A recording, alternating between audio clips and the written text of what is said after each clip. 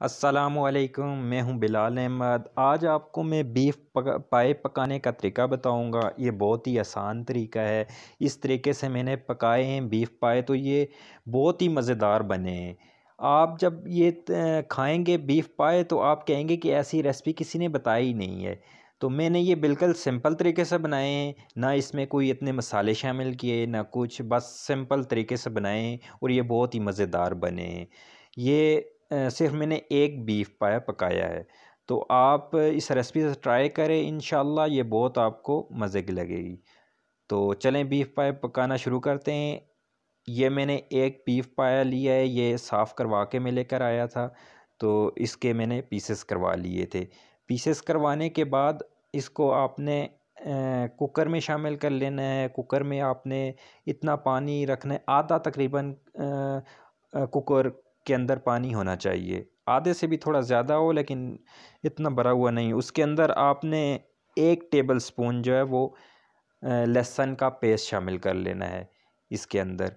और इसके अंदर आपने नमक शामिल कर लेना है, तकरीबन 1 से 1.5 टीस्पून। आप अपने हिसाब से इसके अंदर नमक शामिल कर लें। इसके बाद आपने इसके ऊपर ढक्कन रख कर तकरीबन आपने पूरी रात इसको चूल्हे पे चढ़ा लेना है हल्की आंच पे, ताकि ये पूरी रात पके। ये देखें, ये मैंने पूरी रात इसको पकने के लिए छोड़ दिया था हल्की आंच पे। ये सुबह तक पकता रहा है। और ये देखें बीफ बिल्कुल पक चुका है, गोश्त इसका हड्डियों से अलग हो चुका है। अगर आप कुकर में नहीं पकाते, देगचे में पकाते हैं, तो आप देगचे में शामिल करके पानी शामिल करके आपने ढक्कन रखकर उसके साइडों पे आटा लगा लेना है और उसको चूल्हे पे चढ़ा लेना है। इसके बाद हम इसमें 1 टीस्पून काली मिर्च शामिल करेंगे।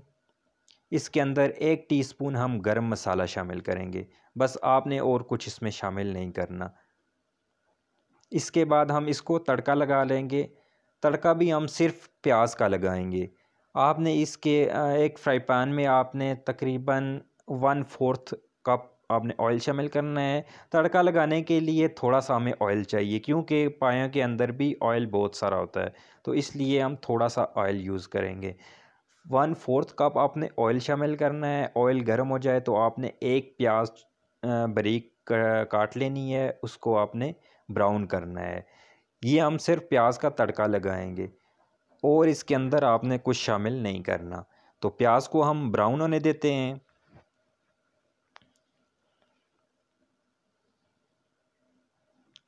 ये देखें, प्याज ब्राउन होना शुरू हो चुका है। आपने इसको ब्राउन कर लेना है प्याज, और आपने प्याज के अंदर कुछ भी नहीं शामिल करना। बस आपने इसको तकरीबन पूरी रात पकाना है मीडियम आंच पे, हल्की आंच, और ये पूरी रात पकता जाए। तो ये सुबह तक आप देखेंगे कि बहुत ही मज़ेदार सा बन जाएगा।